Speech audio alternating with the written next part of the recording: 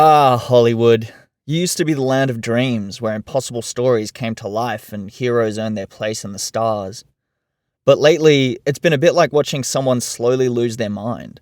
And nowhere is this clearer than in the feverish love affair between Hollywood and, well, itself. I don't know if you guys heard, but last week was a bit of a big deal in politics. No way! Celebrities didn't just endorse their favorite candidates, they went on crusades. Some threatened to leave the country if things didn't go their way, as if anyone was going to lose sleep over Scarlett Johansson moving to Canada.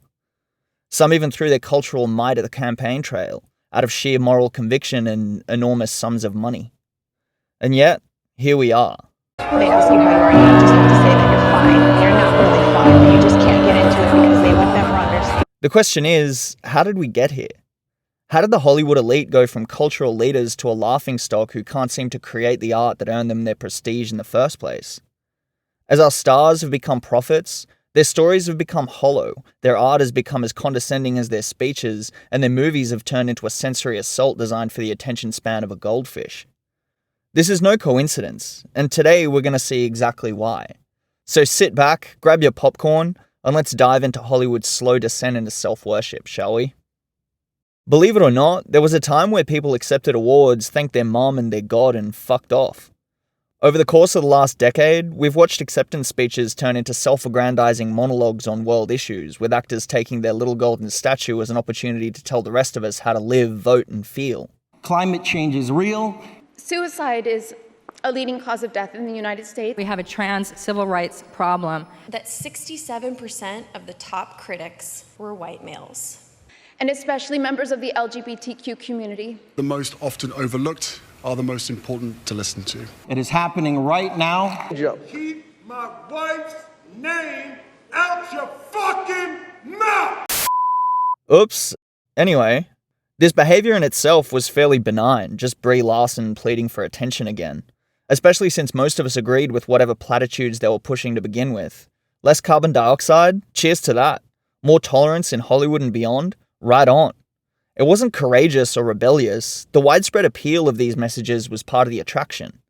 But then came the unknown virus of unspecified origin, which seemed to amplify every toxic Hollywood trait by 1,000.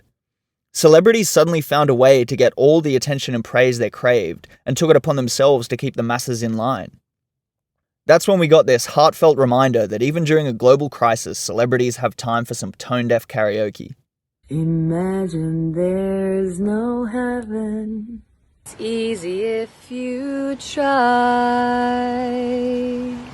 No hell below us. Above us only sky. Imagine all the people Living for today.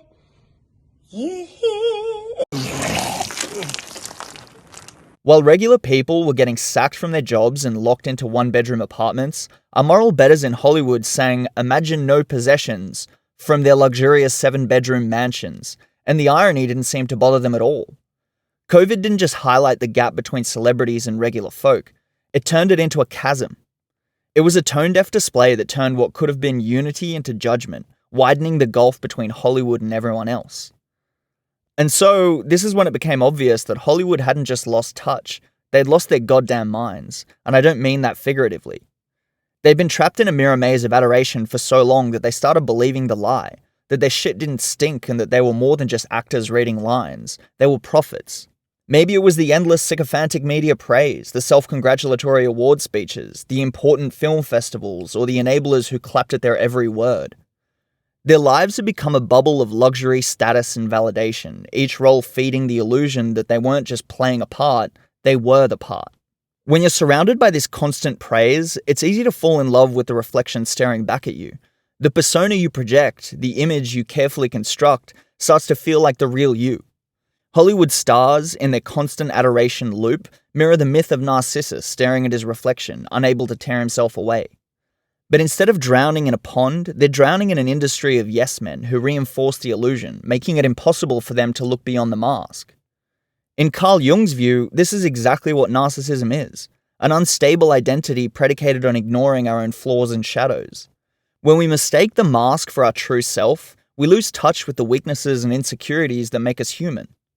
For our moral betters at Hollywood, praise and adoration isn't just nice, it's part of their identity, reinforcing their godlike persona. It's become oxygen to them. They make themselves the focal point of every crusade, seeking praise and attention, and they rationalize it as saving the world. Jung warned that this would inevitably lead to delusion, a whole industry so obsessed with its own reflection that it's lost sight of its own flawed humanity. But it would be too easy to lay all the blame at their feet. The truth is, Hollywood, it's not you, it's us. You see, we're the ones who became infatuated with their inflated personas. We didn't just consume their stories, we started to project our deepest desires onto them. Success, freedom, genius, wealth. We didn't just admire the art, we turned the artists into our gods. We built the mirror maze they're trapped in, and no one can stay sane in a world like that, carrying the weight of unfulfilled hopes and dreams on their shoulders. Is it any wonder that Britney Spears shaved her head and screamed into the void? That Justin Bieber spiraled under the spotlight? These moments weren't just celebrity meltdowns, they were the inevitable cracks in the illusion, glimpses of the human beings behind the personas we demanded they play. And when those cracks appear, we abandon them, we turn on them, we project everything we hate about ourselves onto the idols we once worshipped, as if their fall will somehow absolve us of our own flaws. You either die the hero, or live long enough to see yourself become the villain. This isn't just their failure, it's ours. Our obsession with personality over art has set Hollywood up to fail. We asked them to embody perfection, then blamed them when they couldn't, and in the process, we got broken people and we got bad art. Because here lies the problem. Good storytelling is about the complexity of human nature. When storytellers are willing to confront that complexity, the darker parts of themselves, they can craft stories that speak to something eternal about life, the audience's real experiences and struggles. Great stories aren't just big adventures, there are internal struggles brought to life.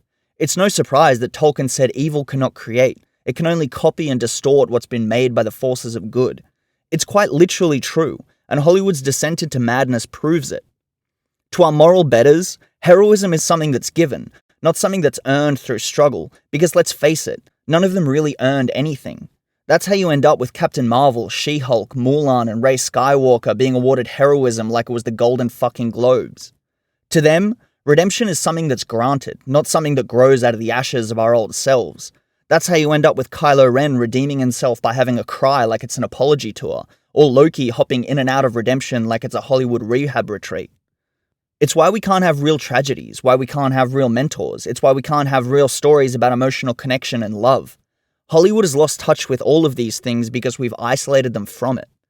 These things speak to eternal truths about the human condition, but they require a tacit admission that we're not perfect, that life is about struggle, that individuation is a journey.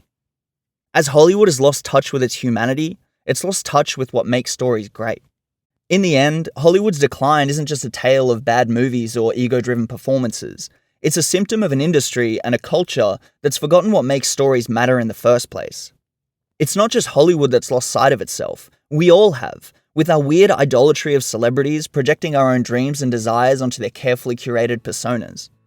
The best stories don't just entertain, they hold up a mirror to our lives, inviting us to confront our own strengths and shadows. But today, the mirror's so polished and filtered that it's become more about glamorizing the reflection than revealing anything real. So listen up and listen good, Hollywood, and yes you, dear viewer. The world doesn't need more celebrations of perfection or lectures from million-dollar mansions.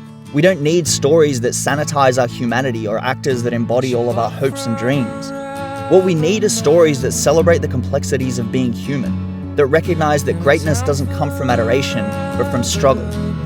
If we want Hollywood to tell stories that matter, we should start by valuing the art over the artist. Heroes aren't born from adulation, but from perseverance, resilience, and truth. And maybe, if Hollywood remembers that, they can bring us back to the land of dreams where heroes earn their place in the stars. Anyway, that's all I've got. If you've enjoyed this, like and subscribe, and I'll see you next time.